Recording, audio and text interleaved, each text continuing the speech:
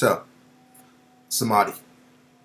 Samadhi stands for union with bliss, union with the divine. It sort of represents the whole goal of yoga, if that can be, if it can be called such.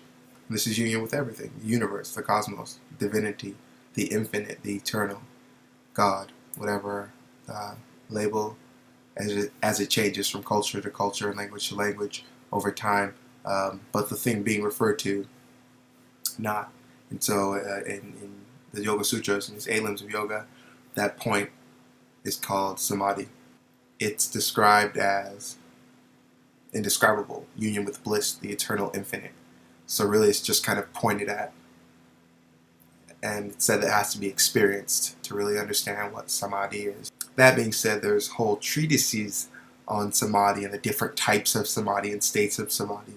There's Nibrikalpa, I believe, Samadhi, which is a type of Samadhi or union that happens that you think of, that there's nothing else, walking around with the realization that nothing else exists except this. This is all that is, and always connected to that.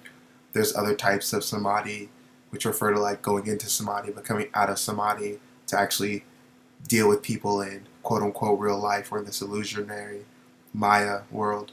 And then going back into Samadhi, the realization that that is illusion. There's a lot more on that. I'll try to put some links somewhere in the description or on the video so you can study more if you would like. But yeah, that is Samadhi.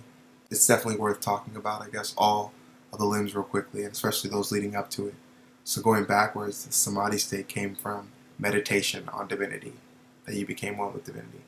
That was dhyana. And before that, you had concentration, bringing in your focus, controlling your focus, dharana. Before that, we had pratyahara, which was withdrawing the senses inward. And before that, you had pranayama, control of the life force energy, often associated with breath, the telltale sign of this life force energy in us as human beings, the breath of life. Before that, we had asanas, which were the poses. And before that, we had the yamas and niyamas, which were the social and personal disciplines, respectively. And those obviously had their sublimbs as well. For example, remember ahimsa, steya, saucha, ishvara, pranidhana, self-study, svadhyaya, etc. And so that's kind of an overview again of all these things in each of the limbs. I hope it was informative. Thank you for joining. Namaste.